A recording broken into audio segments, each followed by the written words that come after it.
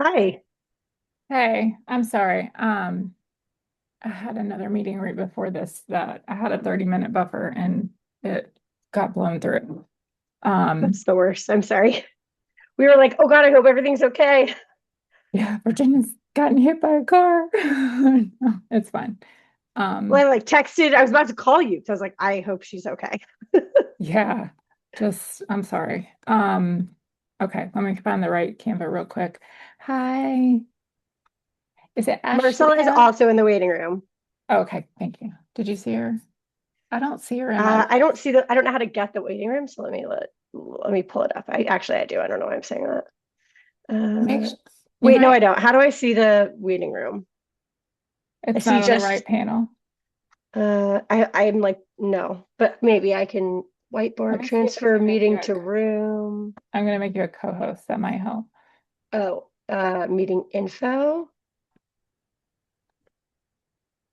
Is It it says host to Ashlea? start still. Can you add Marcella as a co-host? Ashley? Maybe that'll, sorry, She has to, I I don't got see, it. sorry. There's like multiple conversations. God, I'm so sorry. I got held up in a different meeting. We don't normally start this behind. I apologize. Um, I'm She's not in Virginia the waiting room. Stage. Yeah, That's Rachel Shearer. We're looking sorry. for our third person. We're I It's usually apologize. much more organized. it's just Yes. Ashley, by the way. It's just Ashley. Ashley. Okay. Thank My you. mother got creative, and I will forever be correcting people. I'm sorry. It's quite all right. I honestly, you could call me anything, and I'd just probably roll with it. It's not a big deal. So Okay, I'm sorry. sending Okay. Marcella a screenshot of the info. Yeah. Because she And I didn't can have the man the waiting right. room once I'm done talking too. She's not on the right one, I'm guessing.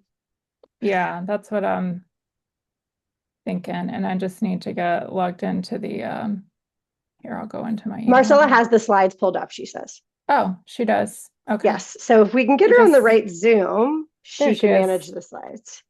You see her? Yeah.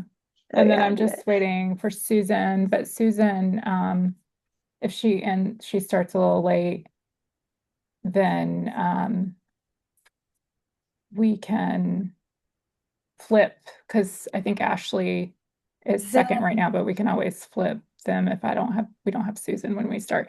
Ashley, do you want to try to Virginia, share? the link on the calendar is different than the link on the email Really?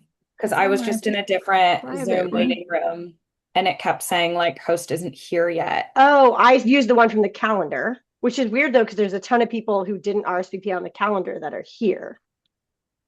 Well, Huh. not everyone. Let me just fix that real Because quick.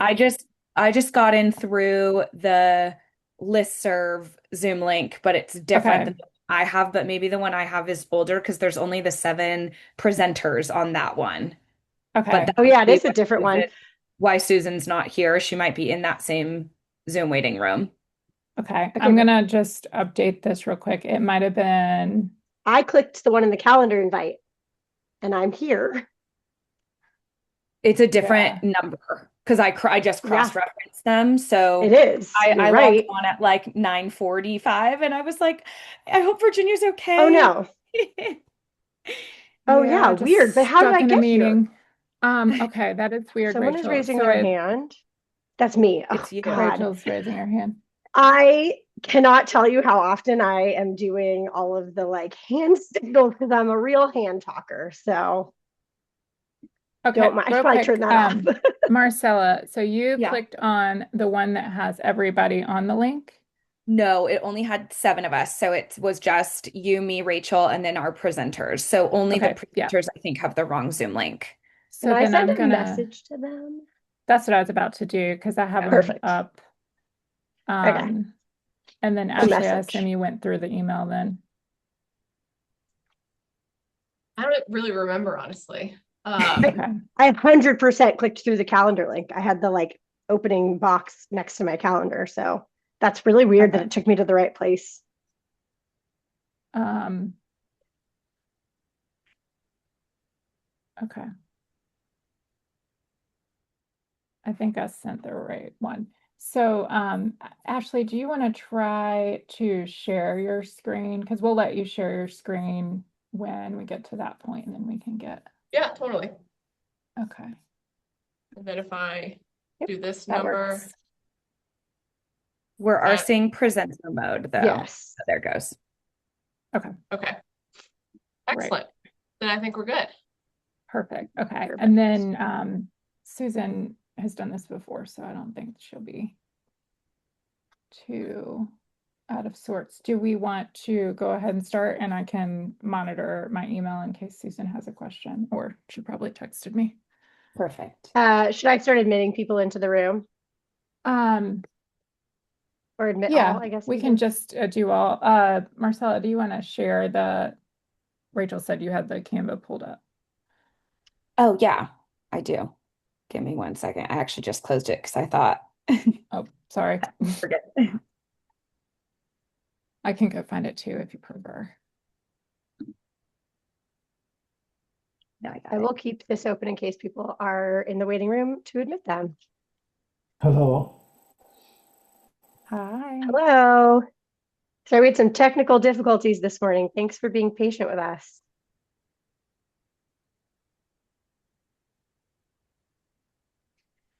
All right, I'm going to go ahead and share my screen and we can go ahead and get started.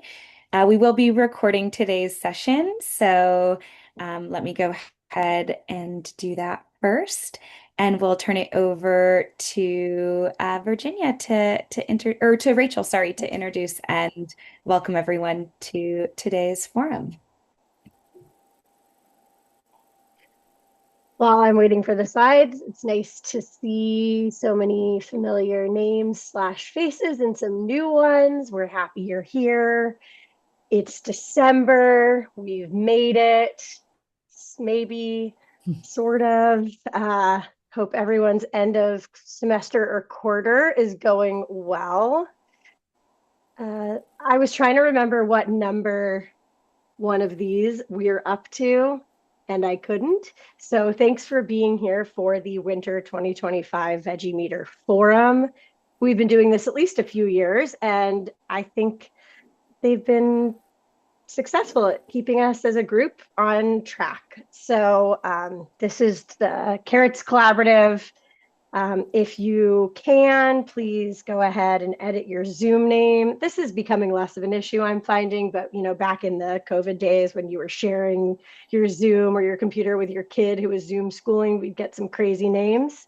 If you'd like to introduce yourself in the chat, that would be great so we can get a sense of everyone who's here. And just go ahead and make sure you're muted.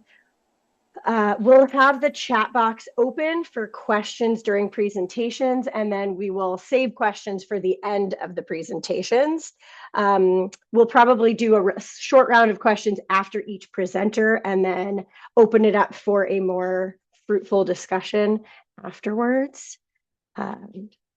Marcella, do you want to advance the slide, please? So just as a reminder, the Carrots Collaborative, which is the group you see here, the purpose of our group is really to provide a space to share progress and plans. So with the Veggie Meter, with intention of getting a Veggie Meter, questions that might come up while you're using it, and for us to brainstorm new research ideas that and maybe form new collaborations. Next slide, please. I'm not sure if there's a slide for this, to be honest. Oh God, I keep asking questions. But we are also going to talk about the website today. So that's not on this goals slide, but that will be something to discuss. So today's goals, we want to talk about what we're going to be doing today with the forum. We'll make some announcements. We are going to have two presenters present mini sessions focused on using the Veggie Meter in community settings, and we'll introduce each speaker as they are set to present. We'll discuss some hot topics and questions that arise, and then discuss what's next for the collaborative, and I'm guessing that's where the website conversation will be housed. Okay, so our announcements, is this still me or is this you, Virginia? I can jump in since Okay, I great. created this slide and you're probably Perfect. just winging it here. Mhm. From my notes, you're doing fantastic. So we did have a couple of announcements that I'll just touch on really quick. We do have a new logo and we have secured a domain for the website and have started building that so that we can house a place where articles are getting posted, as well as potentially protocols that people are willing to share. Just a warehouse of information around skin carotenoid measurement, but with an emphasis on the Veggie Meter. And of course, the forum recordings and whatnot can be posted there as well. We shared a link and the surveys here too, so you could scan the QR code where you can fill out a survey if you would like to be featured, which we are planning to put hopefully a short bio about the work that you do with the Veggie Meter, some of the publications that you might want to feature or have listed on the publication part of the page, and anything else that might be useful. For example, number 3, there's a brief announcement that I'll follow up with an email with regards to sharing devices or anything along those lines. We do have, I think, is Bob here? I think Bob is here. Yeah. Oh, I see Bob. We have one researcher, for example, who's interested in potentially sharing a device back and forth, one that hasn't really been used. And I don't know, would you like to share a little bit more details about that? You want me? Yeah, I have a Veggie Meter and I have used it only once a few years ago. That was actually before COVID that I used it. Sometimes I'll use it for teaching purposes, but it is just sitting here and collecting dust. And I thought I like to collaborate with somebody who needs the machine and they can use it. I was trying to lend it to somebody, but then I had to check with my chair, and it was very late. It was delayed, and I'm sorry about that. But now everything is clear, and if anybody wants to use my Veggie Meter, I'll be glad to lend it to you. And I think I mentioned that to Virginia, that you just pay me the send and return mail with UPS, and the $15,000 insurance that I need to buy to make sure, if something happens to it. And I'll be glad to share it, as I said. And we will follow up with details on that in the listserv so that others on the listserv that might be interested that may not be here today will see that. And if there's other information others want to share or you have questions, I know a few of you have taken advantage of that, sending out information via the listserv. Please utilize that. Feel free to do that. You should be able to actually send like a survey out, question out via the listserv yourself, but I'm also happy to do that on your behalf if you're not comfortable sending it directly or if you want to have it come through us first. So it's there, and I'll make sure that we share that link or the address to that listserv as well. That's basically what you would directly email. There are about 110 people on this listserv at this point. Any other announcements that anyone else might want to share or add before we get into our speakers for today? I do have an update. I'm not sure who has kind of seen, and I'm happy to drop the link in the chat. But I was actually contacted by Samsung, and they are creating a skin carotenoid device on their Galaxy Watch. So essentially, it's like an Apple Watch. It's just Google or Samsung's version, and they utilized kind of a similar technology of pressure-mediated reflection spectroscopy. It's very new, it's very emergent, but something that I think we should table for the discussion at the end is kind of what might happen when we have consumer-facing or individual level data that we might be able to collect. So from my knowledge, it hasn't been validated against something like the Veggie Meter yet, but hoping to share more in upcoming forums. So I'll post the news article in the chat, but we can table that for the discussion after our presentations.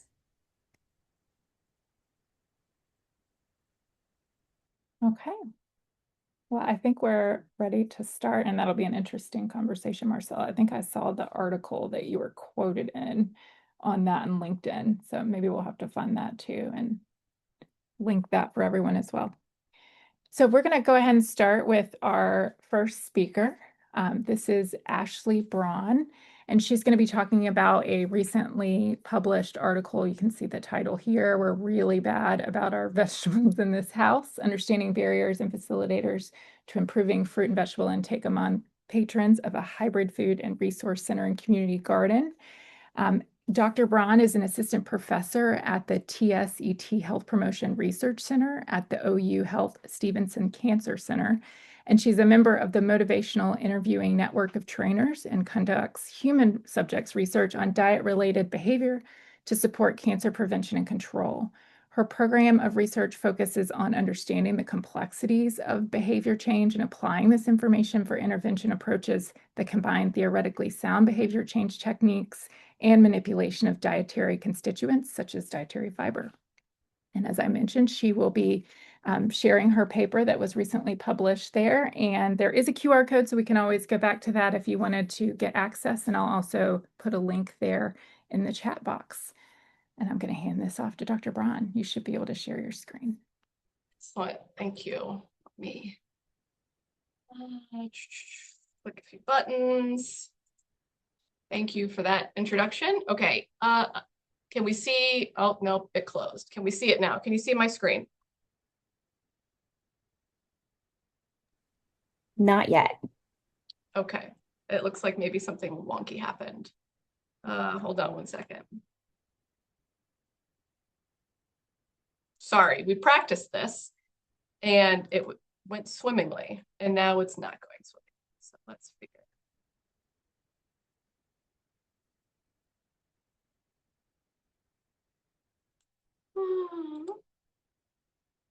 Can you see it? Yes, looks great. Great. Okay. Yeah, so the title of that paper is a mouthful, but you get the gist. So I just wanted to introduce myself real quick to kind of frame this. So I'm a dietitian. I come from Ohio State, where I did lots of stuff that had to do with the gardens and exposure to produce.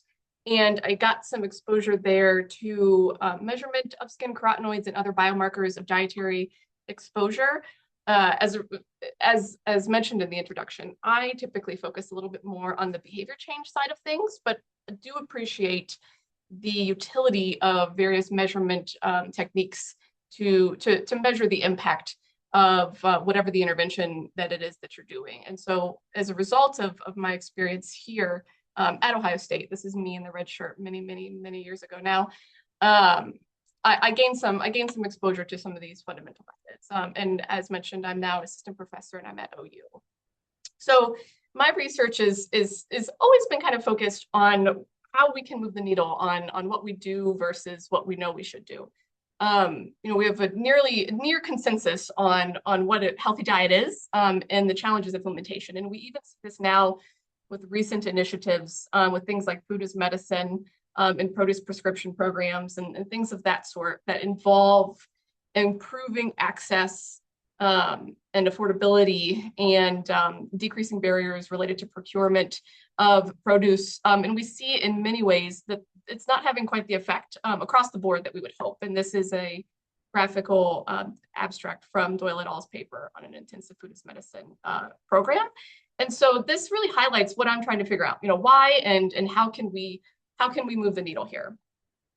And so I started to ask, it's been a couple years now, but I started to ask, what are people saying when they're interacting with these types of programs or initiatives that are intended to improve fruit and vegetable intake? What are people telling us? What is their experience?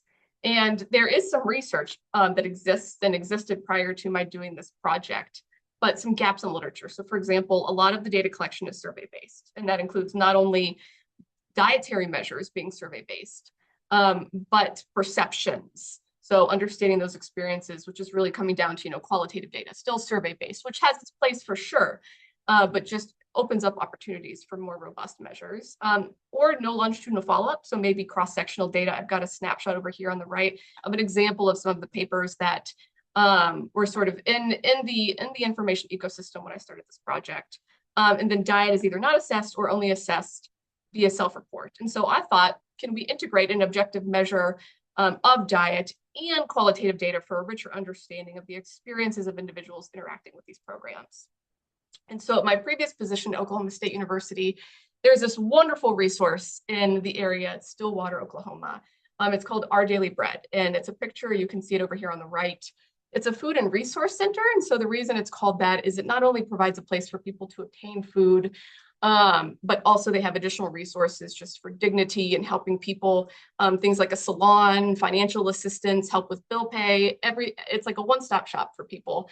And they have this community garden where people can actually walk and pick produce, pick flowers. It's beautiful.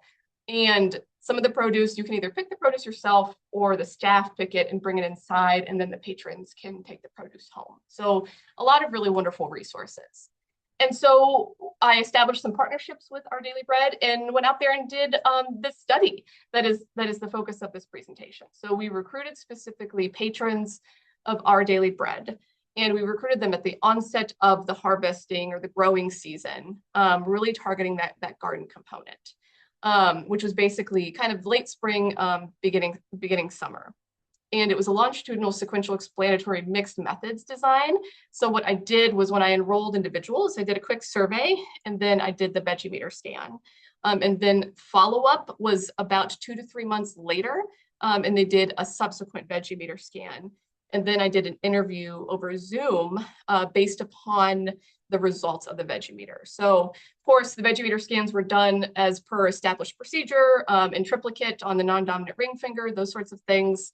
And then the interviews were based on any change in Veggie Meter score. So if their score went up or down, regardless of the magnitude of the change, that informed the interviews to understand, okay, your score went down, tell us about why you think that might be.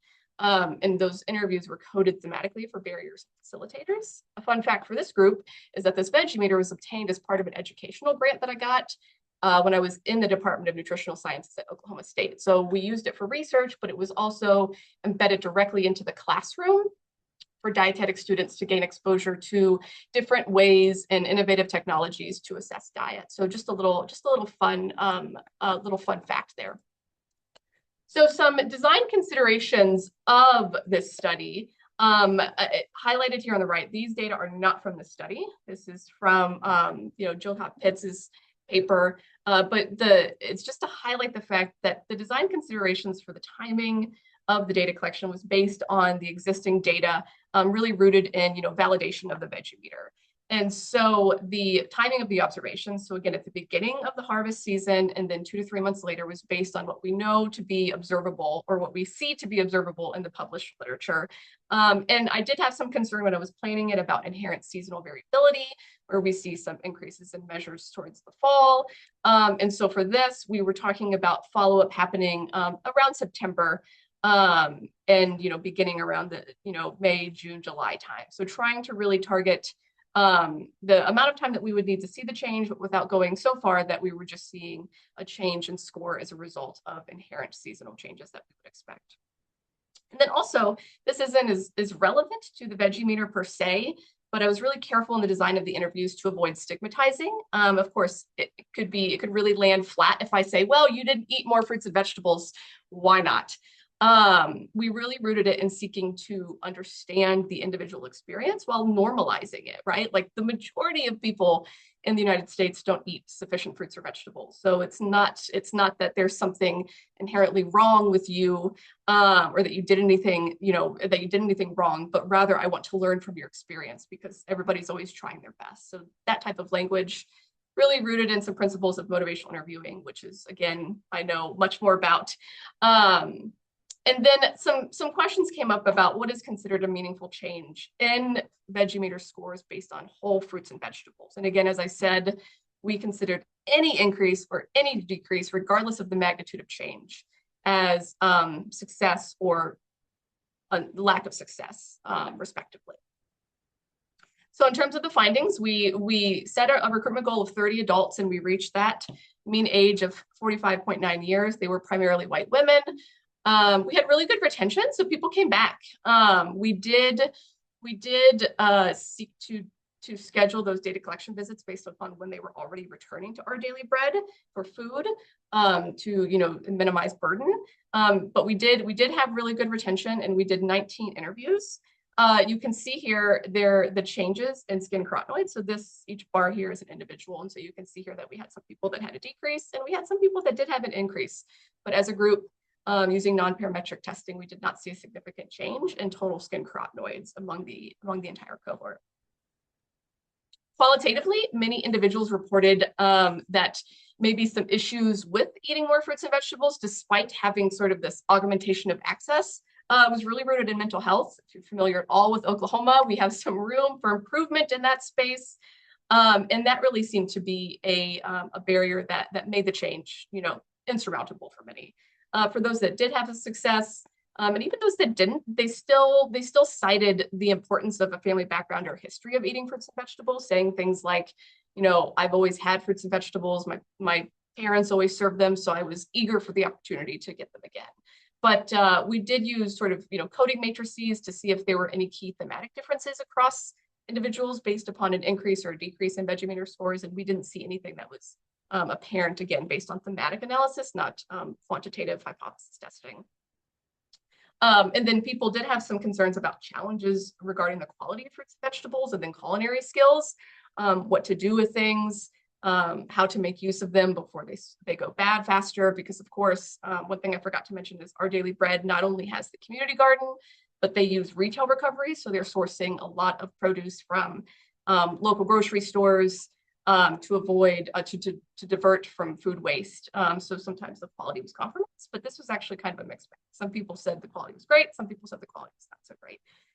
There's some quotes over here on the right that tell us a little bit about, somebody said, I just get down on myself where I'm tired of cooking. I don't want to do anything. I'll be honest, there's days I don't want to do anything at all. And then this person said, well, for me, it was the way I was raised. Vegetable wise, we grow in vegetables, so we always had fresh vegetables and fruits in the house.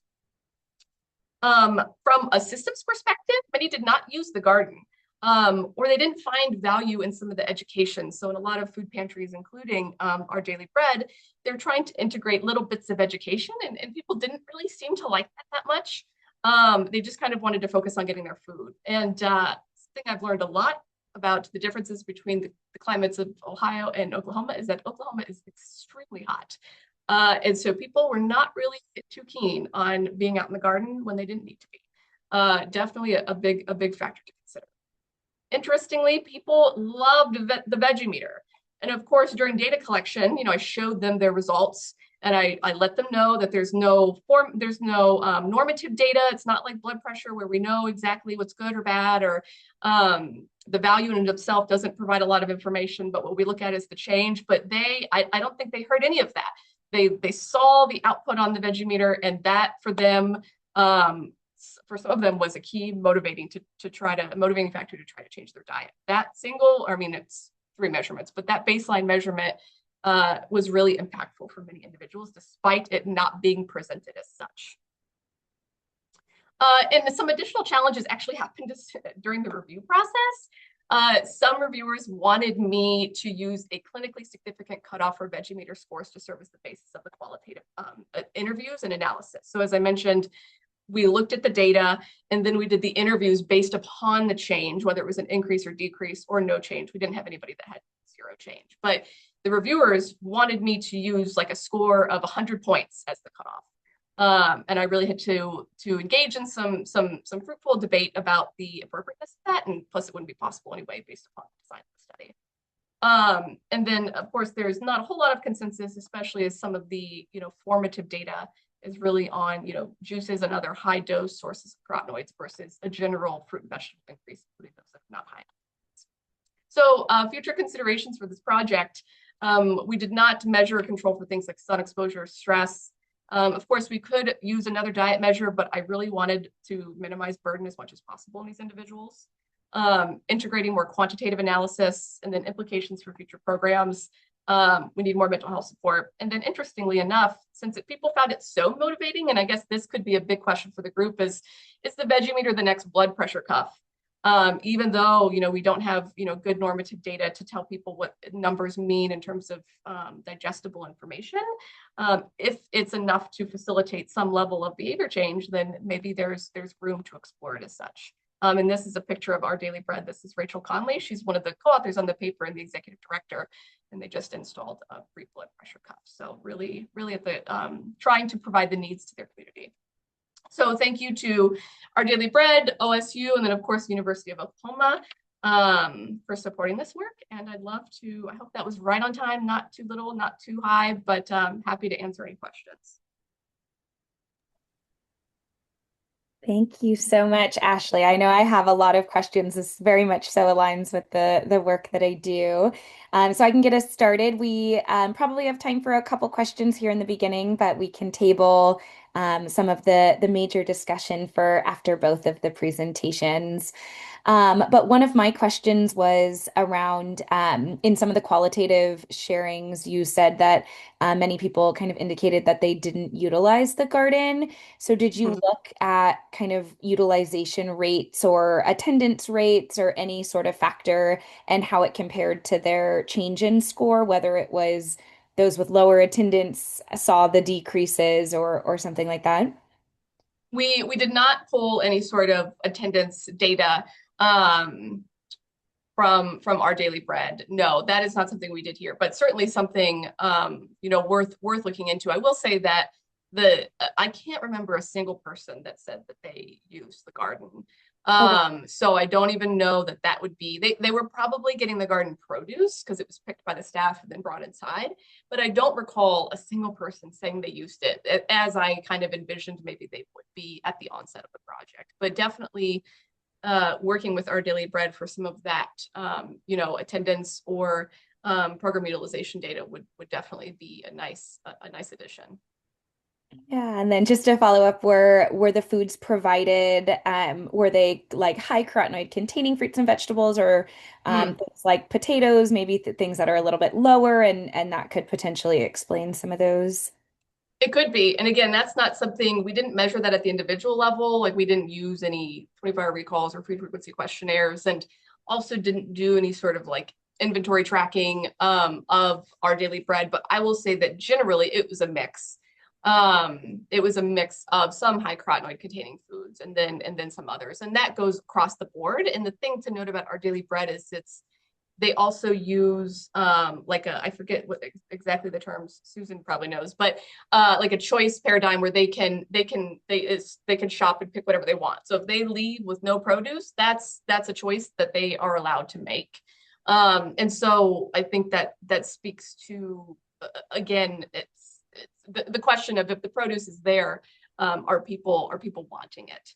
And are they consuming it? So yeah, we didn't get down to that level of nuance, but I will say that Our Daily Bread generally offers a mix of foods across the board. Great. I know we're going to have probably a very robust discussion around your reviewers' response on the clinically significant values. So I'm going to go ahead and table that one until after we have Susan present. And then anyone who has questions, please feel free. You can either post them in the chat and I can go ahead and moderate after we hear from Susan. So with that, I will go ahead and pull up Susan's slide and we'll get you introduced. Oh. Perfect. Virginia, if you want to go ahead and can you guys see them? Yep, we can. Well, go if you spread it out to do the presentation. Yeah, in presenter mode. Okay, all right, perfect. But we can see them. Yeah. Yeah. And we can pull up her speaker slide after Marcella if you want, then they can. Oh, I'm sorry, Marcella. I went out of order. You're good. Go ahead, because you've got the title. You're good. We can share it later. And I'll put the link to your paper as well in the chat box. So I am pleased to present Dr. Susan Sisson. And by the way, it was not intentional that they were both from Oklahoma. They just happened to have great papers that came out along the same times. And two of us kind of pulled them together and said, oh, well, you're actually near each other. So this was kind of fun. So Susan Sisson is a professor in the College of Allied Health at the University of Oklahoma.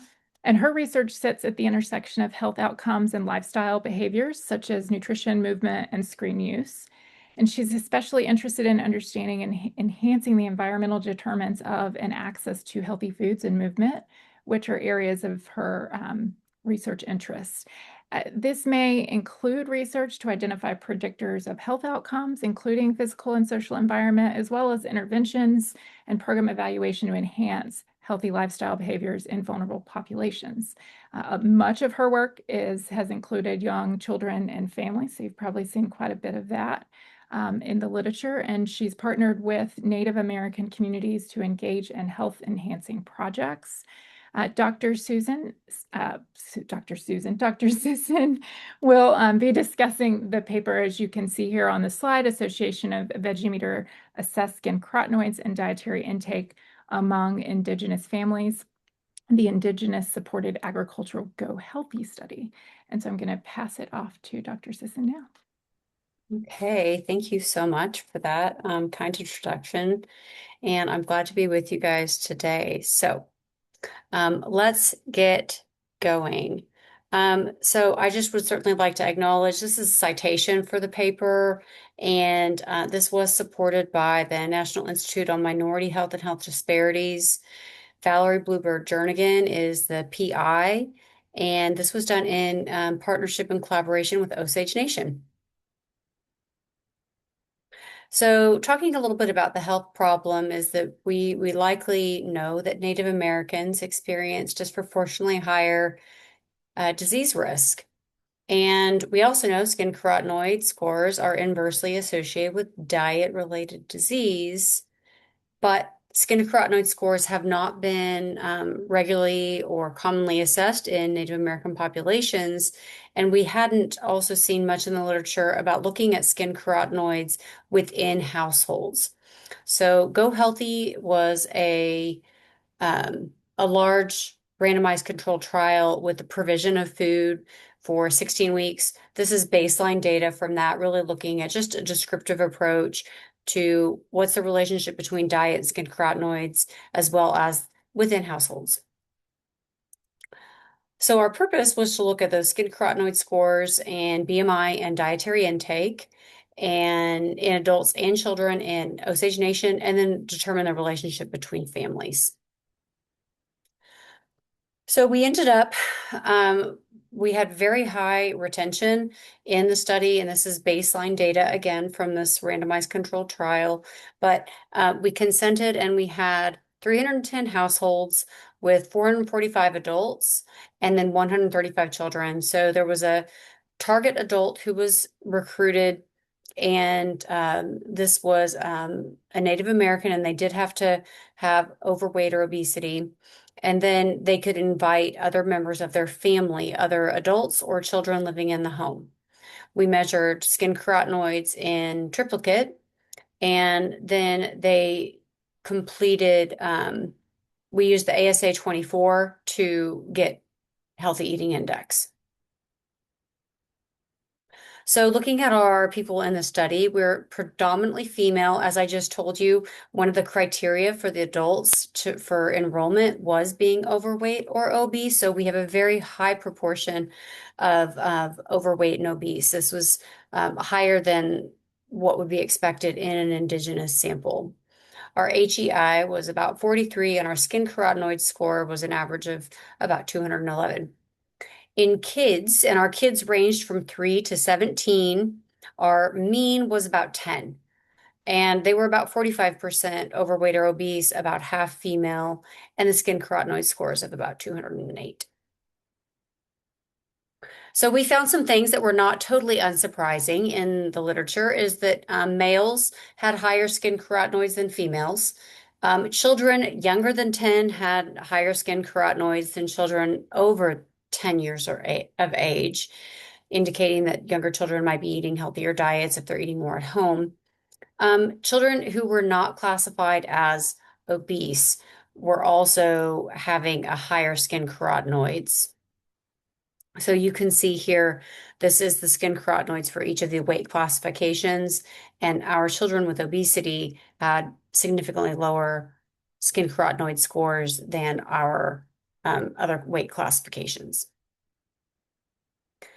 So when we looked at skin carotenoids and diet, and this is a lot going on here, we have diet a couple of ways. First of all, we have the data that is coming from the ASA 24, which I said that I should probably tell you what it is, the automated self-assessment 24-hour recall. And this is an online platform that we use. It's through the National Cancer Institute. Families or individuals tried to fill it out on their own. If they could not, or after a couple of reminders, if they were not, then we scheduled an appointment and we just did it interview style. So we have our ASA 24, as well as then we used to calculate healthy eating index.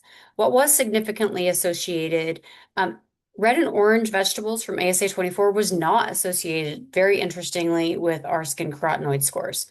But our overall healthy eating index, total vegetables, and then greens and beans from the healthy eating index sub-scores were associated with higher skin carotenoids. So this was a little bit surprising to us that total vegetable consumption and then specifically red and orange vegetable consumption from the dietary recall, it was a single 24-hour recall, was not associated. When we looked at households, skin carotenoid associations, this is the relationship between the index adult, who was the primary target adult, and then a second adult in the home. And so using Spearman rank correlations, we do see a significant correlation between the index adult and then any other adults in the household that were participating, indicating some kind of a shared diet. We also saw in our children younger than 10 that there was an association between our index adult and those younger children, a statistically significant relationship with the Spearman rank correlation. What we did not see was a relationship with those kids over 10. This really tells us that the younger children are eating meals at home in a shared environment, where our older children are having more autonomy. They might be getting more grab and go. They might be eating at other places, and they're not maybe eating in the shared environment so much, which, as a person who focuses on young children predominantly, I think this is just some fuel for the space of focusing on young children. Those teenagers, they might be just too far gone. Hopefully not. Other people can focus on them. Okay, so here's some of our key findings. Healthy eating index was a little bit lower than the national average. However, it was kind of in the range that was similar to other Indigenous samples.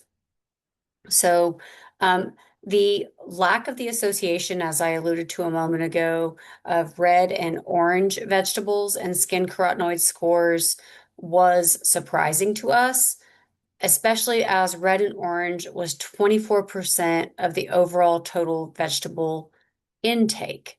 So this is a little bit perplexing to us. We really didn't have exceptionally good answers to this, other than perhaps the 24-hour recall was just not sufficient amount of data. A single 24-hour recall was not sufficient to really capture their typical diet. There had been 2 studies that have looked at familial association in families, and we did expand that literature in some ways. These other studies had not separated out between younger and older children. And so the addition of trying to distinguish this younger and older children relationships as we think about the family dynamic, people don't eat in a vacuum. And if they're in a household with other individuals, as Ashlea talked about, the importance of understanding why people do what they do, understanding what the family relationship is and the family dynamic is certainly a critical component to understand.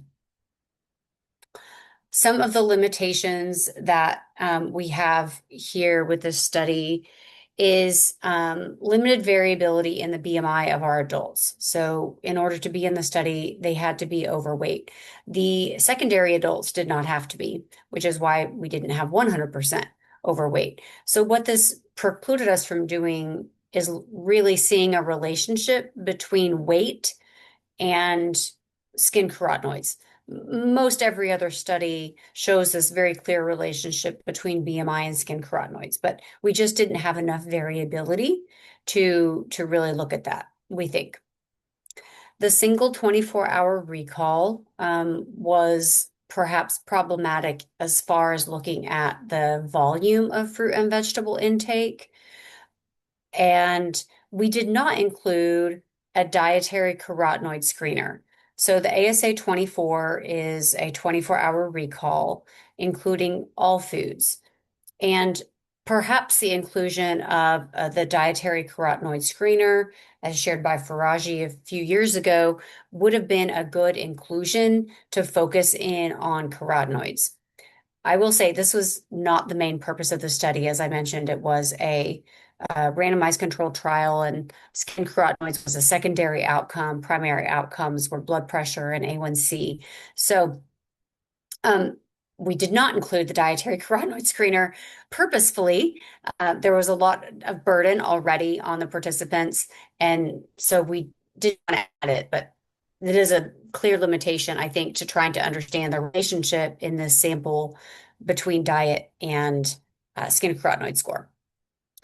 Another limitation is we were not able to look at dietary intake in children. We could look at skin carotenoid association within the family, but we didn't have the relationship between diet and skin carotenoids. So that certainly limits our ability to understand that in Indigenous children.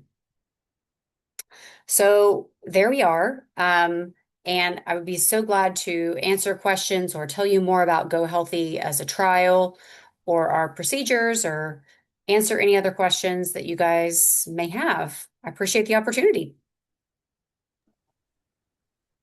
Thank you so much, Susan. It's really exciting I've heard about the trial for a while, so it's exciting to start to see some of the publications coming through. Again, I have plenty of questions. We can now go ahead and open the floor to both of our speakers. So if anyone here wants to unmute, feel free to raise your hand. We can also moderate in the chat. Yeah, go ahead, David. Hey, everybody. I have a question for Susan. I have never used the carotenoid screener. Can you tell me about that and a reference that we could look up? I'm at University of Mississippi. Yeah, I'd be really glad to put the reference in the chat and find that for you really quickly.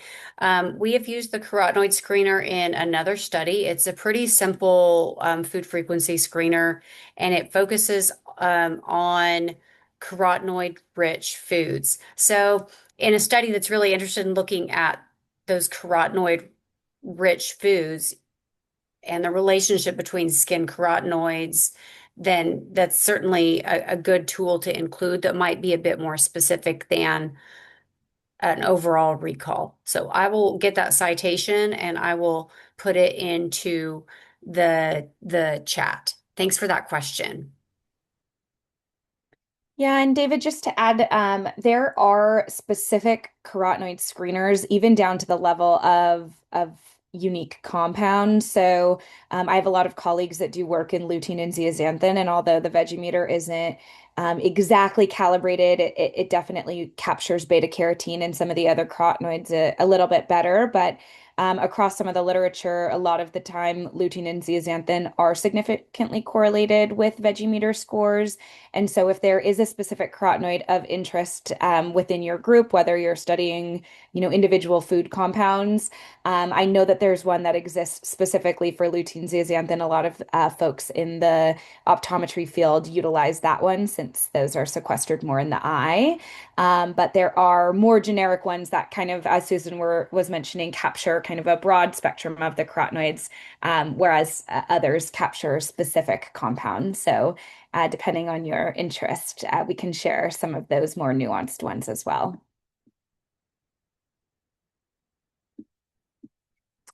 Other questions for Susan or Ashley? I definitely had a few questions, Susan, to follow up. Wanted to kind of ask first about the cutoffs that were used for age. So I know you said the mean age was around 10. I wasn't sure if that was simply the cut point for the classification of kind of above or below. And then my thought is like potentially were thoughts around like middle school and up, or were there other kind of time points that maybe were considered within that age range that account for more food autonomy, foods being consumed outside of the home, or was it the mean score used for that cutoff? Yeah, so I love that question because we actually thought about it a lot. And okay, so half our kids were over 10 and half our kids were under 10. So it wasn't that we meant to split at the mean. But as we were also looking around in some other literature, is that 10 is sort of the beginning in some like autonomy based behaviors, that 10 became kind of the cut point where you separate like early and middle childhood from tween and teen behaviors. So with 135 kids, we didn't I didn't think that we would have enough power. I mean, you saw that there was statistical significance with our less than 10, but the correlations were still what would be considered fairly weak, right? Like a 0.3. And then even within the adults in the household, 0.27 or something. So I was just concerned that if we broke down into more age groups, we would just lose the noise, and the scatter plots were kind of messy. So we decided to stick with two groups for that rationale. But I really appreciate the question and the thought, and we could absolutely look again at different nuances. We just, we didn't have any measures at all on diet of the kids. And so the hypothesis is that within families, there's these shared habits and shared behaviors. But yeah, I think I maybe answered your question, Marcella. Yeah, it's helpful. I always think, I mean, amongst different states, here in California, a lot of middle school is just seventh and eighth, and that tends to be more of like the 12, 13 age range. And so if you're splitting by grade level here, it's a little bit older. So I was just curious at the cutoff there. Other questions from the group? I have some others about specific kind of population of interest. So, a lot of individuals here on the call work in specific racial and ethnic minority groups. And I know I've experienced challenges with ASA and other food and diet assessment modalities of not capturing the foods that are actually being consumed. And I envision in the Indigenous people's population that you worked with, there were probably a lot of items that were either missing or not found. And so I was curious how you addressed missing data for the ASA 24 recalls. That's a great question. I wish I had a clearer answer for you. I do think that there are some foods that were missed, and when families were filling it out themselves, we wouldn't necessarily know what would be missed as far as in their recall. When we had our interviewer assisting them, they just tried to fill it out as best as possible, make assumptions where needed. But I don't have a good list of that. You're raising actually a really great question and making me rethink that component. So I don't have a great answer. No, it's tough with dietary intake, especially in the populations that we work with. So I was just curious if that was anything found. A question in the chat. So for both Ashley and Susan, how kind of was the time frame determined for both of your studies? Do you think waiting 2 to 3 months between measurements makes a difference versus kind of the 4 to 6 week time frame? Of course, seasonality and other things may have played into your time frame there.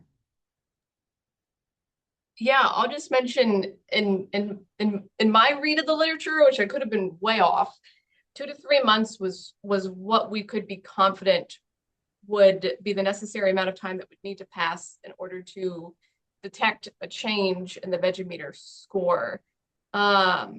So, whether that happens at 4 weeks is maybe a question for the group, but when I was reviewing, it seemed like 2 to 3 months was a stronger indication. And just kind of broadly from my research agenda perspective, I prefer to wait a little longer because we know that things make a difference on the short term. What we need to move the needle is things that make a difference on the long term. So for both of those reasons, I mean, the seasonality was part of it, but the driving factor in that time frame was more about what I was confident would be justifiable in terms of when we could expect to see a movement in the Veggie Meters. Well, and Marcella, I'll just add, we had this same debate in an email that went around. Susan was on it. I'm trying to figure out who else was on this email because there's this question. So this is kind of a broad thing to throw out there for the group.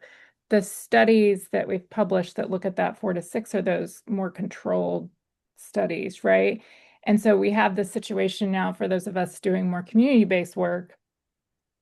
It's more dependent on, is that adult or child, in my case, consuming enough in that time period to actually see a difference that would be significant. So Ashley, to kind of add on to yours, we did something similar where it was a longer time period. And in a recent paper, we were sort of questioned by a reviewer about why we didn't do the 4 to 6. And that's kind of, I'm sort of in line with what you're saying, which is these are less controlled settings. So there really needs to be more research, I think, to look at, okay, when could we potentially expect a more significant change in these more natural settings?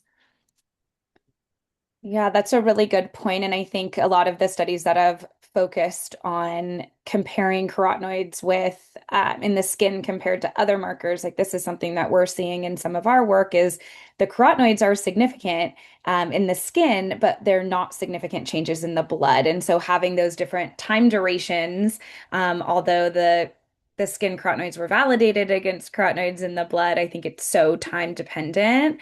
And so if you have an intervention that's 12 weeks, what's like the appropriate lag time to then account for that 12-week change in a follow-up? So if anyone else has anything to add, maybe within food or dietary intervention type studies, would love to hear considerations there. And Susan, if you have anything to add about your time frame as well. Kathy, I saw that you did. Yeah, I asked that question. So we did a little mini study at an elementary school in Louisiana where we were looking at what was served on the menu in addition to nutrition education focusing on fruit and vegetable consumption. And we did basically exactly 6 weeks. And all the scores went down. And so it was very disappointing, obviously, because all of our teachers and the whole school was on board, like doing all of the awareness of fruits and vegetables and kind of the social marketing of fruits and vegetables. And so we're trying to figure out what to do next. And we have a lot of ideas, but we haven't told the school yet. We're trying to figure out how to do that. But this gets at my whole point that I love that, not that they went down, but Kathy, so there's some literature and preference in fruits and vegetables in kids that actually shows it goes down before it goes up. And so there's this question around, is that reflected in diet? And that trend has shown up in other places. I'll have to find the papers and maybe I'll send them to you, but they're younger kids, but still we're seeing potentially a decline in preference before we see it track back up. And that might be in line with actual intake. Well, in the study we did last year, we found that the older kids actually had a greater increase, and that may have just been because they have more agency in what they're eating. In addition to that project was also exposed to the USDA Fresh Fruit and Vegetable Program, where our school that we worked with just most recently wasn't. So yeah, we're not like, we were obviously disappointed, but we have learned so much in that project. And there was a considerable number of scores that it's not significantly going down. It's like 20 points. So anyway, but thank you I really appreciate hearing about the 2 to 3 months and waiting a little bit longer in the community. I think that's good messaging for us to consider as we do more studies. So thank you. I was going to say, is there an opportunity to get back into this school and do follow-up? No, there is. So we had a meeting with we have a lot of community buy-in. I mean, we had the superintendent sign the letter, say, bring the veggie meter, Yeah. whenever you want to come back. And the PE teacher and everyone is so excited. And so I do think we have plans to go back and maybe tailor the project a little differently. But the tricky part is, because we really are focusing on what's happening in the cafeteria, is that what it says on the menu doesn't actually get served. There's still so many canned things that get served that are not high. I mean, it's canned peaches, canned pears, and canned pineapple over and over and over and over again. So. And I'd love to pull Hannah into this conversation, because Hannah, I know you've seen a similar in one of your papers trend. And I think you probably have a question too. So, but there Wait, was a before gardening we- intervention you did. Oh, go ahead. Can I jump in real quick? Can I ask a question, Kathy? When was the Yeah. last time you had your Veggie meter calibrated, like by the company? We need to do that. I mean, we are Okay. vigilant with our calibration every hour, but we've only owned it for or what actually, what's a better question? What is the time how often are you supposed to do that? That's a great question. I think the manufacturer suggests once a year, which is super Okay. challenging, right? Because you have to like send it back, be without it. But we recently did a study last year where we were doing Veggie meter, and the time frame was 8 weeks, something like that. Anyway, every single person went down. And then I was like, that's weird. So then I measured myself, and I'd been measuring myself at regular intervals, and I had like dramatically dropped off. And I eat the same thing every day pretty much. So like I shouldn't have been dramatically lower, like 20 or 30% lower. So and it was a borrowed Veggie meter. I sent it back to them and said, like, I think this is like not working, because everybody was lower. So it might be worth doing like a mini study with your team, and like even eating a super high carotenoid diet in your team to see how it's tracking, Yeah. to see if it's your device. That's just my one like tiny bit of advice, because it was so disappointing to That's how I measure all felt. And these we people did and- study. Yeah, I did do myself, and we did a few other people, but I think we will work on that, as we enter the new year, definitely before we do any more projects out in the community. Good luck. Thank you. So great presentations. I enjoyed the studies, both the studies that were shared here.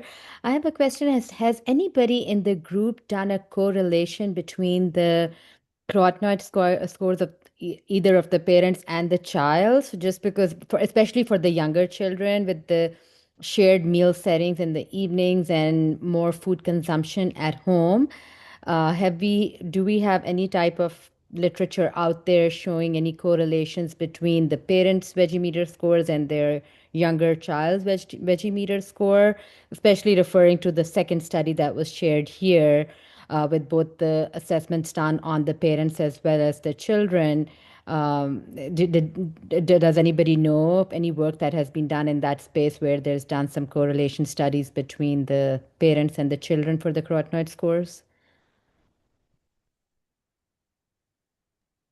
Well, I mean, other than the one that we did, I think there's two that I found that are published. And the citations are in the paper. I could look them up for you. But there's two that I found. One was in Japan, and I can't remember the origin of the other one.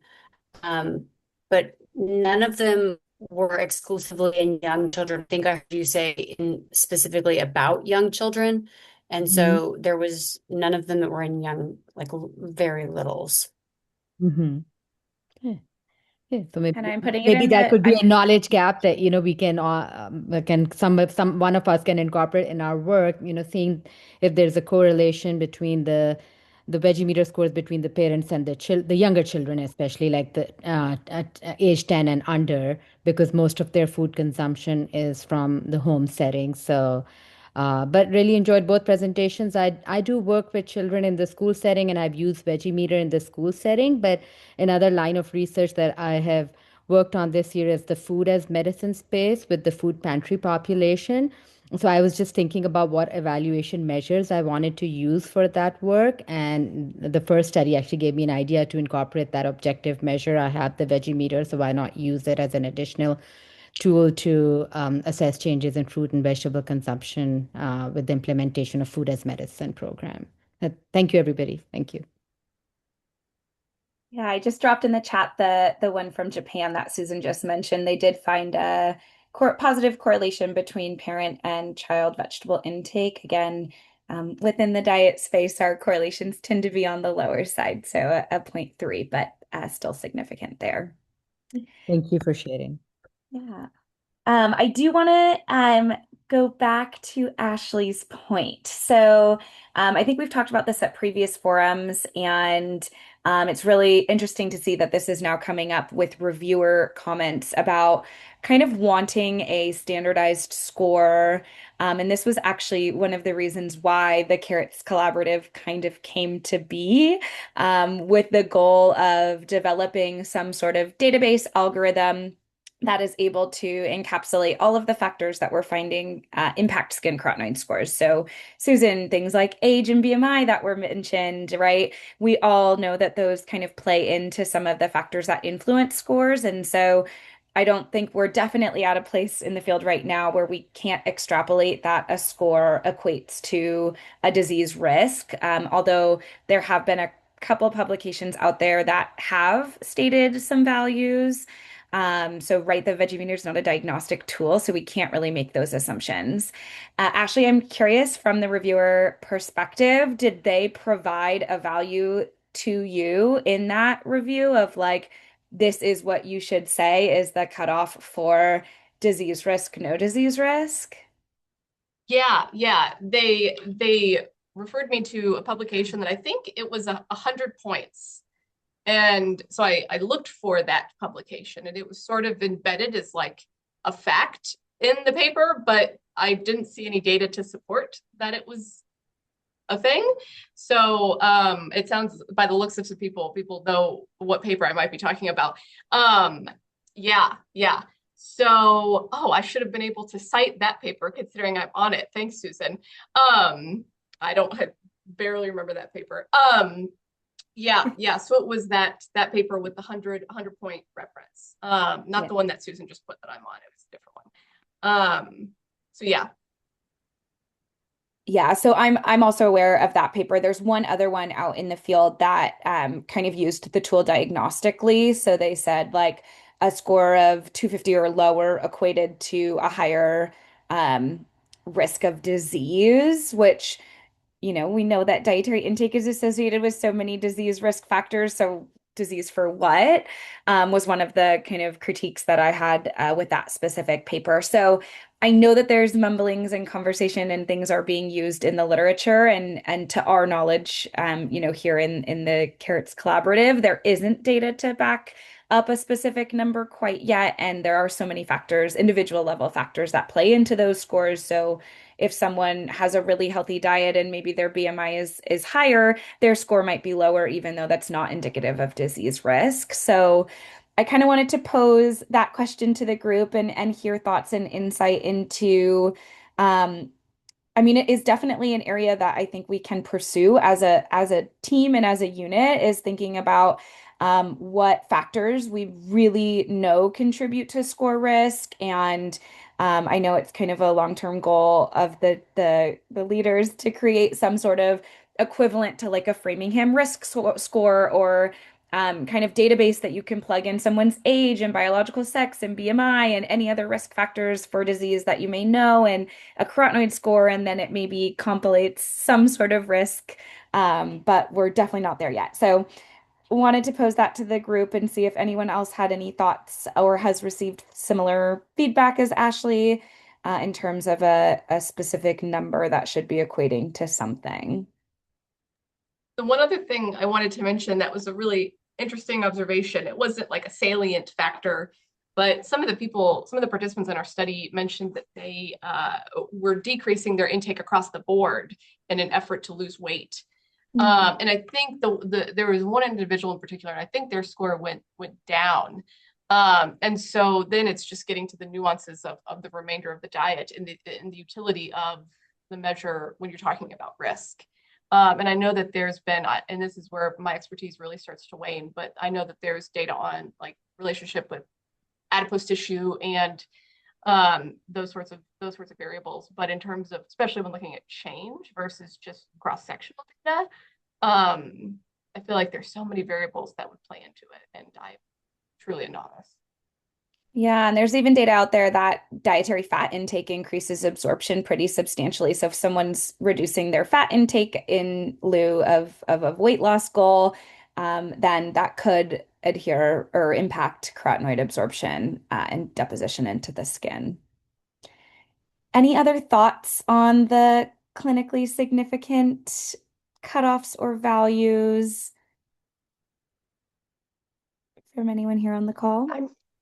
I'm sorry. I was thinking this is a good sort of like use for what our website could start to compile, though, is what clinically significant factors are we seeing in our studies that we can like that we think are important to consider for carotenoid scores.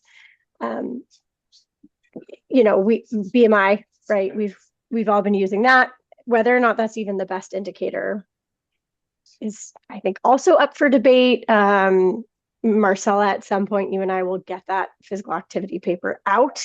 And that's something we started considering, is like, if people are extremely inactive or extremely active, how does that impact score? Living in the household with a smoker or being a smoker themselves. So like, I think I envision this, like I use this tool in my class where I'm sure I talked about this in the previous recording, and I've said it probably the one before that too, but this like blood pressure risk score where you can plug in as much information as you have about a person, and then it gives you like a current risk and 10-year risk for blood pressure related or cardiovascular related events. I'd love to build something like that. I think it's doable, where we have like Veggie Meter score, age, race and ethnicity as a minimum, and then like if you can add in these other factors, then you have a stronger confidence in, and risk might not be the word, maybe we're trying to equate it to intake. I think that's up for discussion, but as we're starting to actually build this website, we really are, let's think about what we can share with each other to do this, make it so that reviewers can't just be like, you should say 100, because that's nonsense. Yeah, Hannah, I saw your hand first, and then Emric, we can go to you next. So I have another question. So I use my Veggie Meter with, elementary school age children, middle school age children, and college age students, because when we're trying to recruit them to the nutrition major, we have these open houses and we bring this as an enticing activity to show them what we do. So students, all participants always ask, like, what is a desirable score to get? So most of the measurements that I've done, they've fallen in the range between 150 to a 300. Is there a range that is indicative of a healthy fruit and vegetable consumption pattern that if participants ask us, I never have like the best answer to give them. So I just wanted to see if this group has an answer that they share when they're asked the same question, like what is a desirable Veggie Meter score to get, which is indicative of healthy consumption of fruits and vegetables. I think that's our big question, right? As a group, what I tend to say is, it tells us a lot more about your diet when we're able to measure change over time. So, being able to, show the baseline score and then ask someone like, did your dietary patterns change? And then do a follow-up, right? And that is a little bit more indicative of just a cross-sectional one time point. Is your score good or bad because of all of those individual level differences that we know impact score? Ashlea? I think that's what I tell people. I say, we don't really know, if my score is 300 and yours is 200, that doesn't mean I ate more than you. But at the end of the day, what they hear is still that higher is better. And so they don't care if 200 and 300 are practically the same. They just see that one number is higher. And for them, like, the minutia is meaningless and they need to do better. So it's just interesting to think about what we know as researchers versus how individuals perceive it, regardless of how that message is framed. Thank you both. Yeah, I think too, right, you have that histogram depending on who has used your device. And so because you're more predominantly using it in children and younger ages, your skew might actually be slightly on the lower side. than someone who solely measures adults. Although Susan, your data doesn't super support that. There weren't huge differences between adults and children, but kind of amongst the literature, it tends to be a little bit lower among kids than it is adults. And so like our average is more in the like 200 to 400, where it sounds like yours is a little bit shifted. So that's also something to consider, right? Is like the number of people that have used your device and how that histogram is depicted. Thank you. Amric? Yeah, great to see everybody be on the call. Great presentations, and good to see some really familiar faces and previous colleagues. Coming back to the conversation about the cutoffs, I love the idea. I think the thinking about sort of the ASCVD risk score, which is like the 10 predictive of like the 10-year risk thing. I think it's a great idea. A couple things to think about because I'm in this space from a cardiovascular health perspective. And so while I think that it's important to do the risk, a couple things to think about is one, the risk in itself or that, like the presentation of the risk is really important, right? So how we communicate this, and it kind of leverages the conversations we're having just now about like, what people make of the numbers and they're gravitated to the numbers. So like, I wonder if there's a way, because I do this a lot with some of my work is the data visualization piece and communicating this risk or risk factors, right? Like you're here today, how do we get, how does that change over time kind of thing? And so I think as we build this tool, we should really be mindful about having like, this is you, this, and like, can we report what they are compared to other people from similar demographic standpoint, right?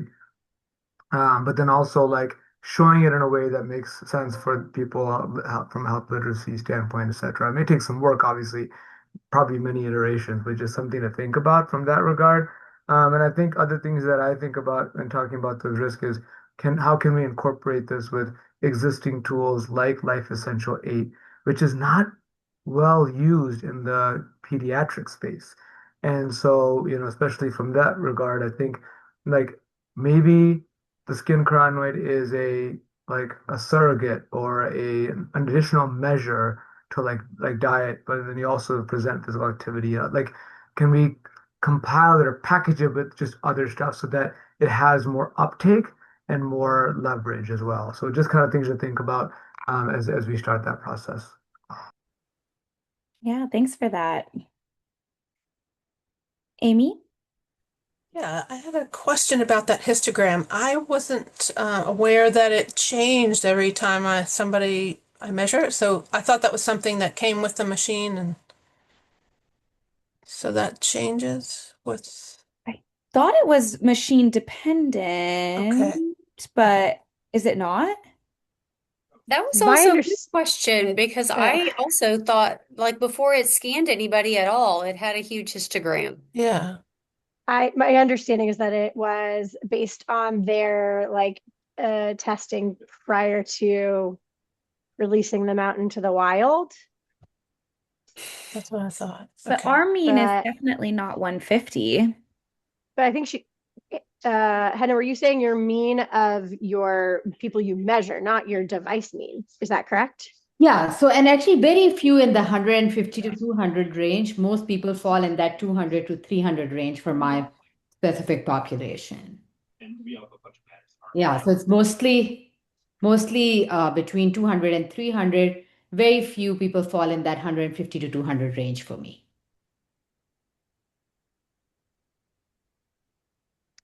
So maybe the histogram is not updated with, I thought it was updated with individual level data, but maybe it is not. Well, I think on my histogram, it shows the highest of like 800 or something. And we've never had anybody that high Yeah. on our like personally on our devices. So I thought it just came with it, which is actually a question that I've received many times in the same thing that you do, Henna, is we show and tell with our Veggie Meter. Yeah. It's fun, it's Uh-huh. very fast and engaging. We do it with different grades of kids and anyway, I've been asked, who is this referent population? And I usually am like, I am not sure who the referent population is. So there's some questions like I would love to have a referent, like understand with the referent population. One and two, I really want to have I'm going to say it because just like, I don't know, Rachel, you said the thing that you always say, which is the thing that I always say, which is that I really want to have a phantom because your finger shouldn't be the one to tell you that your device is wonky. Like it needs to be a phantom that we scan because the calibrations that we do hourly are clearly not telling us when our device is not functioning properly. And using your own finger, like the technician finger of that, doesn't feel in this day and age of technology like super good. I don't know. It just so I'll say it. I say it every time. So thanks for indulging me again. Yeah. No, I agree with you, Susan. My device also shows a range from 0 to 800. And then as we're talking about it, it raises another question in my mind. Do they pull up age-specific histograms? Because we do enter the age information for our participants when we're doing the assessment. So do they compare it with the same age group? Do they have different histograms loaded up in it? Or is it just one general histogram that's used for showing where the score falls for that particular individual? So just some more questions. I think we all are thinking of more questions along these lines, but hopefully the future work will help us with answering these questions, finding answers to these questions. So I'm going to solicit the group. I no longer have access to a Veggie Meter on a regular basis, so I'm soliciting you all. Next time you're using it out in the field, take some photos with your phone of the histogram. We've never entered the age once. So like, I don't know if the histogram looks different because I've never done that, but maybe when you do different ages, take photos, we should be able to like visualize how different these histograms look. And we can maybe share a collage of it in 6 months when we do this again to just answer this question. I'm rather sure I've asked this to Werner.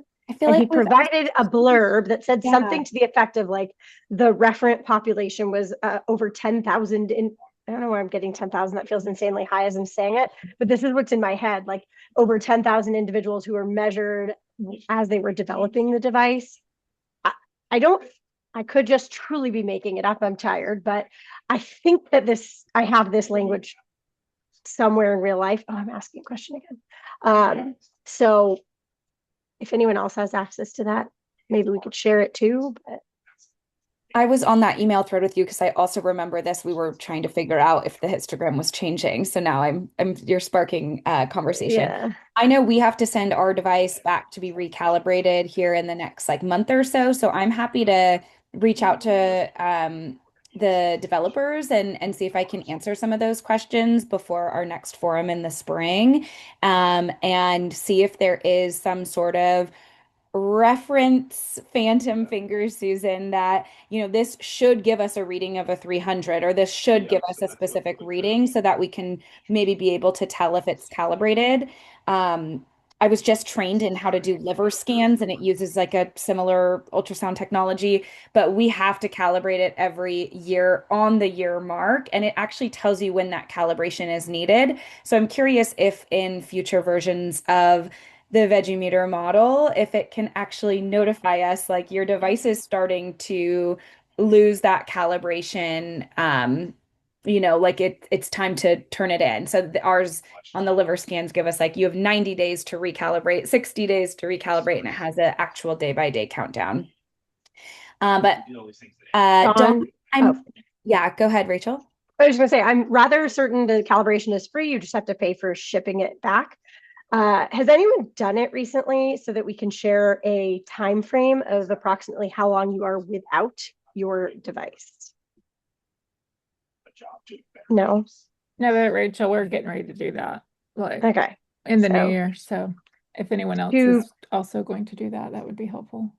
Yeah, I'm going to be reaching out because ours is like actually not functioning right now because the software is so out of date on the computer too. So I'm inquiring about a recalibration and a computer update because I think we do have one of the older versions though, Rachel.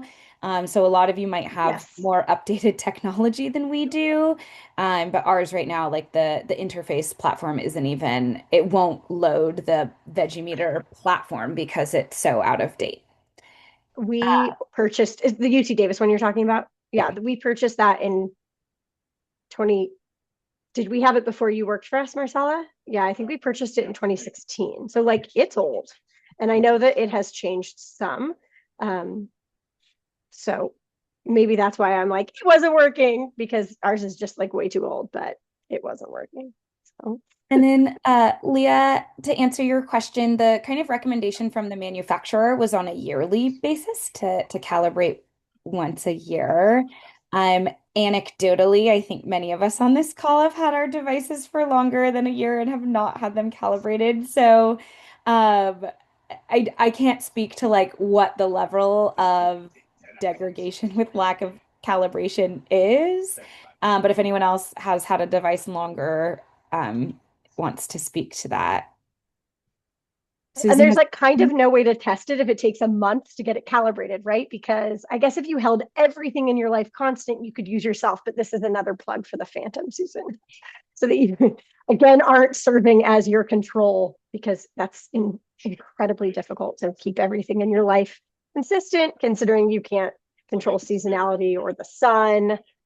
I guess if you stayed inside the whole time. But it brings it to a good point of so in the chat I dropped in the CNET link. I can ping it, put it at the top. So essentially Samsung launched this device. It is a watch. You have to take the watch off in order to do the finger scan. So it has a little sensor on the back side of the watch, just how an Apple Watch measures your blood pressure through the pulse in the wrist. They kind of have that same technology. So essentially, you take the watch off, you press your finger down. That pressing, that pressure is supposed to equate to the clamp pressure mediated reflection spectroscopy. So you push down pretty hard with the goal to occlude blood from the fingertip during the measurement period. This brought a lot of questions, a lot of excitement as well, but a lot of questions about the validity of this as it relates to things like the Veggie Meter. My concern is like looking at variation in day-to-day monitoring of carotenoids as well. I don't think many of us do day-to-day monitoring with the Veggie Meter in our studies.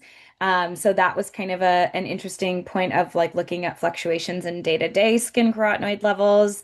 And then more importantly, I'm really trying to get my hands on some of them so I can look at how it compares to the Veggie Meter and other types of spectroscopy measured skin carotenoids. So kind of wanted to just put that out there. I don't know if they're fully on market yet, but they've been developed and they are marketing at this time. So I just wanted to share that with the group. They're about $400 per watch. So another question I had was thinking about the sharing of the watch. So if it's not needing to be worn at all times, could you just have the watch and people press their finger and you pass it to the next person? Because then that becomes an extremely low cost tool if sharing is an appropriate use of that. Right. So maybe your lab needs a couple watches at $400 a piece versus something like the Veggie Meter that's a lot more expensive. So kind of wanted again to kind of share that with the group and see if there's any thoughts there, concerns and things that I can potentially bring back to the Samsung team. Susan? So I have no comments on your current point. However, I did look up like this whole calibration thing that we've circled around.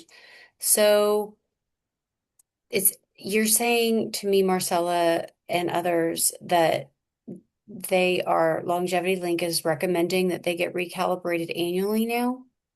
Like, is that what they've said? Because here's why. That's what I feel like some of us have been told. But then in July, Taryn, our colleague in Arkansas who uses Veggie Meters, received an email from Warner saying, because she was inquiring about the things that you've talked about, frequency and how long it might be And he says, no need to send in devices that work well. That's what he said to her in July. So then she is asking myself and some others, this is conflicting with what some of you have said about you being like me and others, that they ought to be sent in at some frequency for recalibration. But then this raises the question again, how do we know if it's not working well? Unless it just goes kaput, like yours won't load. That's quite clear. So I feel like there is some perhaps still differences of response, and that is leading to some confusion. I mean, I think a annual recommendation for recalibration might be fine. Maybe he just doesn't want to recalibrate all those or something, like that's too many that's going to come back. I don't know. But that was direction given to Taryn Swindle in July about her Of devices this when she year, inquired. July of this year. That's correct. Okay. It's good to know. I mean, I think the thread that we're talking to about the annual calibration also was from Werner. But that was that same conversation that Rachel and I are both struggling to remember. So I'm going to try and search through and see if I can find the email thread now. But that was recommended at least over a year ago was when we had that conversation with him. Yeah, Well, I and think just some clarification on like these issues. And if his recommendation to not calibrate is a capacity issue rather than an accuracy issue, then that's something that needs to be separated rather than just telling people not to do it because he's busy, to, or even charge for it or something. Like service fees are not uncommon with medical equipment and devices and things. So, certainly not trying to, work him out of a job or something, but just having some clarity around that issue. And then how do you know if it's not working? So thank you so much for being the voice of many to him. Thank you. Well, well, and and I just Susan, I'll follow up to that oh, email string. I won't name the other colleague that was in the same string that you're referencing. I totally forgot about that July conversation.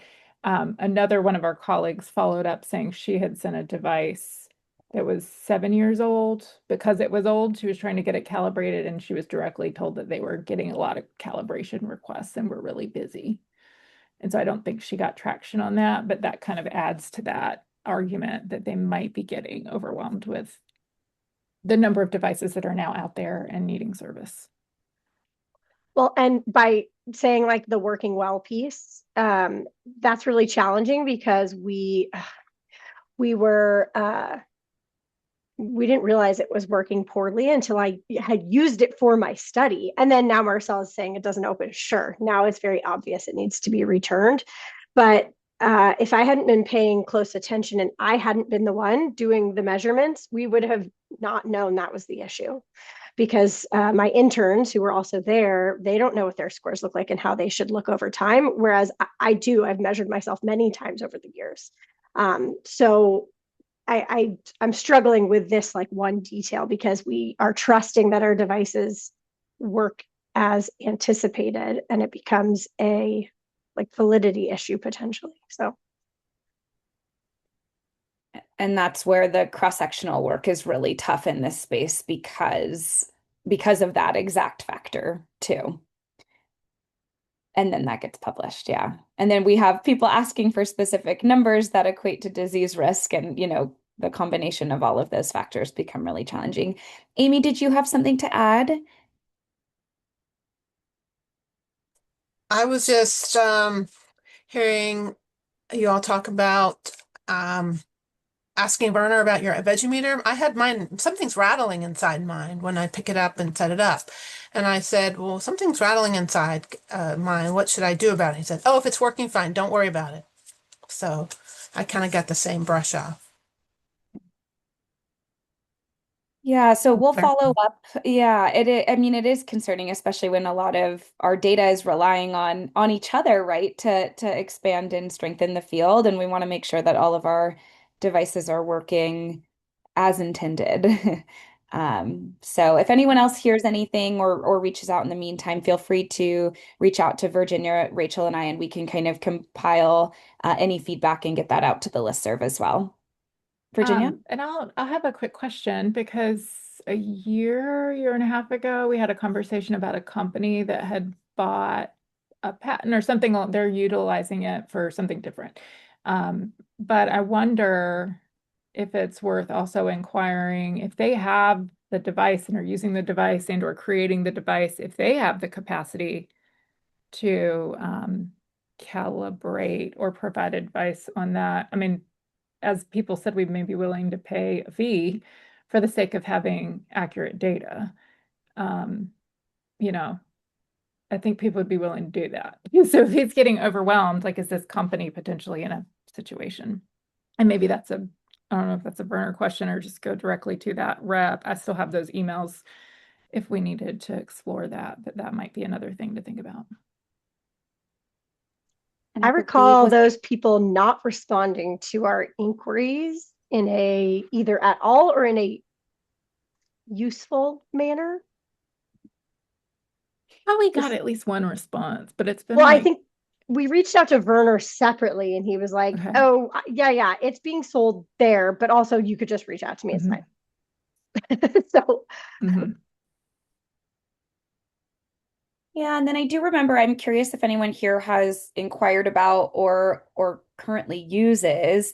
There is another similar spectroscopy skin carotenoid device out of Germany, and it is substantially less expensive than the Veggie Meter. It uses a slightly different spectroscopy approach. I believe it's spatial resolution spectroscopy, so it's slightly different than pressure mediated. There's been a couple manuscripts that have come out using this device. I can drop them in the chat. But curious if anyone has inquired about that. I think we mentioned it at the last forum, but I think it was news to everyone then. So I wanted to see if anyone had looked into that. So I tried to buy one, a BioZoom. BioZoom, that's what it is. Yeah, BioZoom is what it's called. And because they are a German company, they don't accept US dollars. So I got, this is so peculiar, you know, our bureaucracy of our institutions. My institution would not pay in euros because we're an American institution and there would be a exchange difference. And so, but they wouldn't give us a US dollars because they would only take euros. So I tried to buy one. They're like $1,500. They're really cheap in the relative spectrum of $15,000. And so we looked into them and it was months of back and forth and trying to buy them. Somebody who works for a nonprofit or not an academic institution would probably have better luck purchasing one because of our issues. But it in my recollection, like you also have to have their like proprietary software membership situation. So there are some differences between the Veggie. It's not like you could just go take your device and run like the Veggie Meter does. But yeah, so I 100% looked into it. This was like a year ago. I looked into it, maybe 18 months, and it spent like 8 or 9 months trying to get it. And then eventually just our tip top said, no can do, and they were unwilling or unable or didn't have the ability to do a conversion on their German side. So that's my situation there. So for anyone going to ISPNPA or any international conference where maybe some Veggie Meter folks might be, it could be an opportunity to connect with our international collaborators in Europe to see their experience. Maybe that can be an area that could be purchased by someone with euros and maybe an internal transfer or collaboration there. But that's really an interesting point. It seems to operate quite similarly. They look at carotenoids in a very similar spectral range as the Veggie Meter. Theirs is 440 to 490, and the Veggie Meter is like 470 to 512. So the overlap is quite similar in terms of the color compounds that they're identifying.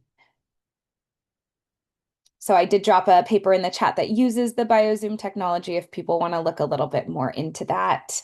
I will say the authors are from Germany, so it might be why they were able to get their hands on the device a little easier.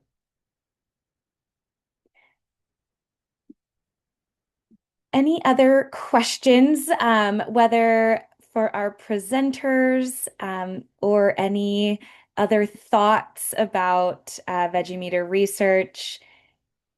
Any work that people want to share that might be ongoing, maybe isn't quite at the publication stage, but is close, exciting, anything like that, we can kind of open the floor now for any updates from the rest of our collaborative members. Question in the chat, has anyone seen a score over 800? We once had a participant who scanned several times. They consistently got scores over 1,000. Would love to hear if this has happened to anyone and what that experience was like. We have I just checked, 825 was our highest. Nothing over 1,000, which is funny because I think the range looks like it goes from 0 to 800. I think the histogram goes from 0 to 850. So the over 850 is surprising to hear of, but yeah, I think some of the I don't know now if it's the older versions of the device or the newer ones, but at some point the device ranged from 0 to 1,200. So Claire, I'm curious if your range is upward of the 1,200 range versus some of the devices are slightly different, have a different scale, which again has prompted us to think about reporting means. The mean of a score of 0 to 1,200, if the scale itself is the only thing that's different, those scores might be higher, again, depicted in that histogram. Hi, everyone. I'll answer that question here. Yeah, our device is, I work with Kathy Carmichael, who was talking earlier, and it's the same device, and it is 0 to 800. That's our range, and yeah, it was actually very funny. I was kind of laughing because whenever it got to 800, the arrow kept moving on and on and on off the screen. It was really glitching, and so therefore we recalibrated it, tried several times, but that participant, for whatever reason, it was over 1,000. So we were curious as if anybody in the group had any ideas as to why that might have happened. Were I don't have on any. supplements? Were they taking supplements like high carotenoid? According to this participant, they were a vegetarian. They just ate lots of fruits and vegetables. I don't recall that they took any supplements or anything like that.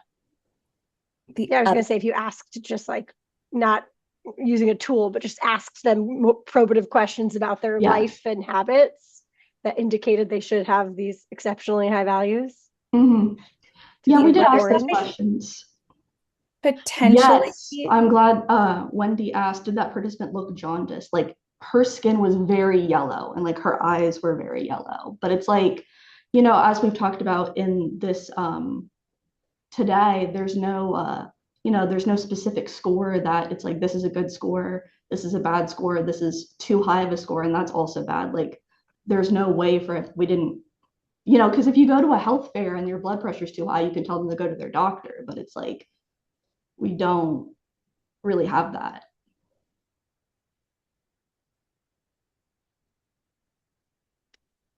Yeah, that. And then I know some people have experienced if they use a retinol cream, a high dose vitamin A cream, and it's potentially something that they put on with their fingers, and then within the device, something like a high retinol.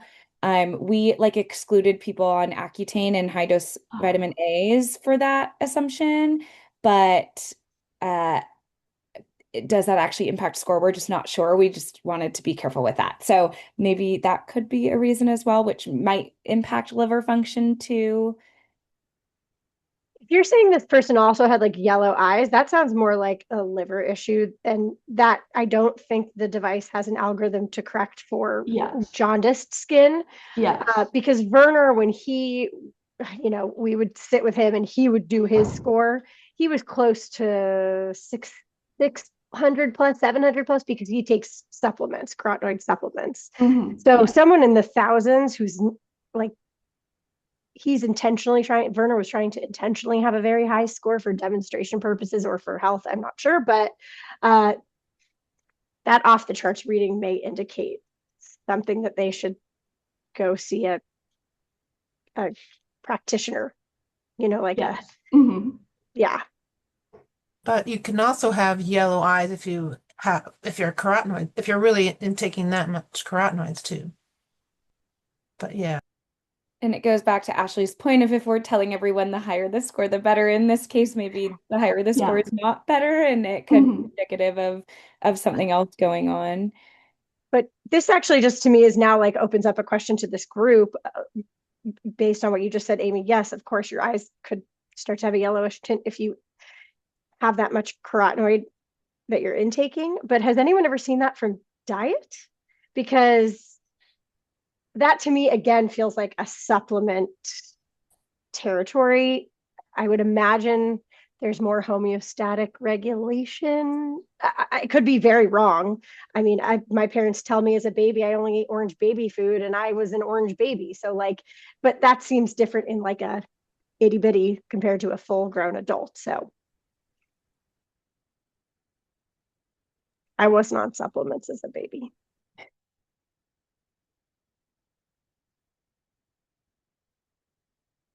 Any thoughts on that, just in terms of sheer intake, seeing, I mean, that's the big thing that we always hear, right? Is like carrots make your skin orange. It must be the beta carotene. So I can share like a quick personal example. Being in grad school, I remember at one point I was putting pumpkin in everything, and the palms of my hands did start to turn slightly yellow, but that was pretty much it.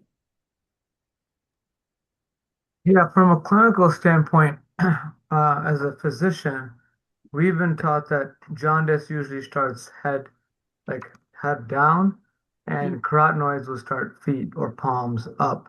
And so that like the yellow eyes, I'm sure I have to review the data on this, but like I would be concerned about something liver too, but it's possible, right? But we've been like I saw a child whose feet, ankles, and up to like her shins was orange, and she literally, according to the parents, only ate carrots all day. And so like I can see where that, but like she wasn't jaundiced. So that's what we've been taught. But then again, my training is like from like 10 years ago. So there wasn't skin carotenoid, measurements and all that. And I'm not well established in the retinal carotenoid space either. I don't know what they say. thanks for sharing. Any other thoughts before we close out our 2025 Winter Forum?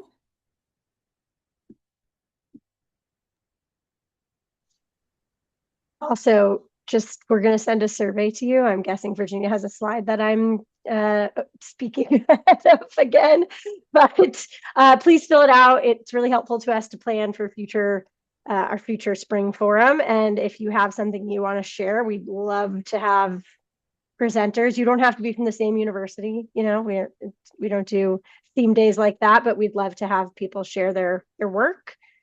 And then Virginia, I'll let you actually say what you had prepared.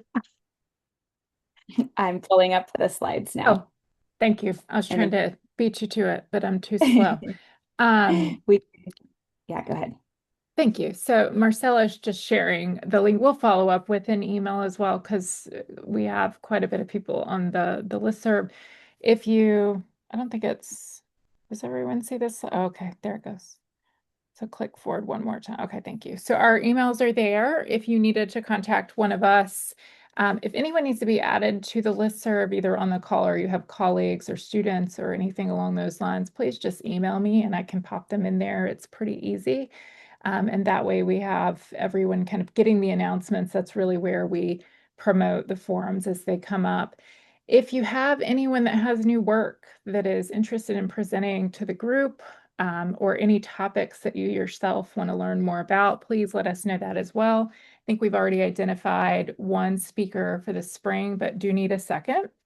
So any new papers that might have come out, or even older ones that might be of interest that we haven't addressed or might inform some of the questions that we're asking right now, please let us know and we'll kind of reach out from there.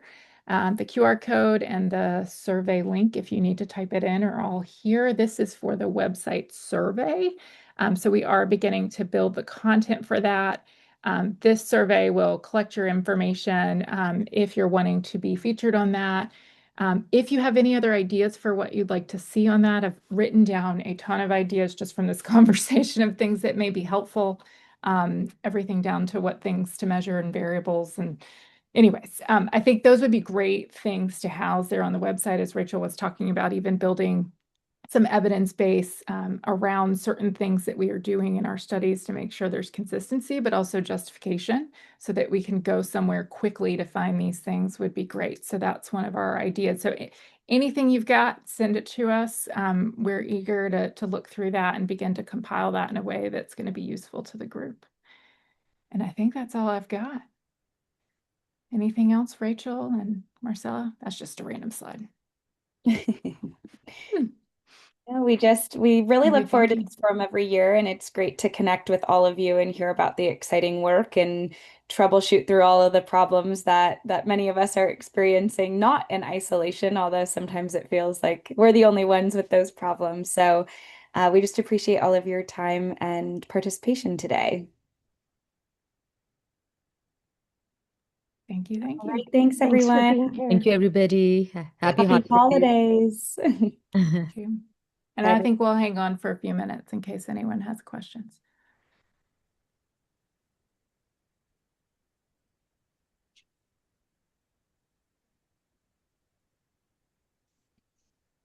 I'm sorry for my tardiness joining. Did either of the speakers mention which finger was used? Ashley Not did. today. Ashley did. Ashley did. perfect. Yeah, she said non-dominant ring. Okay. Okay. And I have to check Susan's, but she's pretty closely aligned with the proposed or the recommended methodology. So I'd be Yep. shocked if she did something different. That's a good question. We should have asked that. I know. We I actually, went back and forth on sorry. that. Yeah, we actually intended to put together a list. So you're reminding me of something we thought of last time, which was probably also generated from a question you might have asked, which was when our presenters put together slides, can you please specify these things? So I'm going to write that down again because the finger was one of those things that we had requested people start being clear on. In the jaundice conversation too, I almost asked what the preparation of the finger was too, because that just seemed to be such an important aspect of it too. But I'm going to write that one down too. But yeah, thanks for hosting this. This is it's fun to hear the clinical significance and cutoffs, and it's a fun line of research, and it's nice to have an outlet to talk through it, think through it. Yeah. So appreciate it. Yeah. Well, Getting thank closer to you. finding answers that we all have Yeah. questions for. Hope so. Hopefully. Yeah. Yeah. No, we appreciate your attendance. Thanks for coming. Yeah. Thanks. Have a See good you in one. June. I'm writing it down. Hi, Priscilla, did you have a question for us? No, I have no question. I'll be leaving now. Thank you. Oh, Thank you. Bye. Bye. I think you can stop recording. I think I can find that.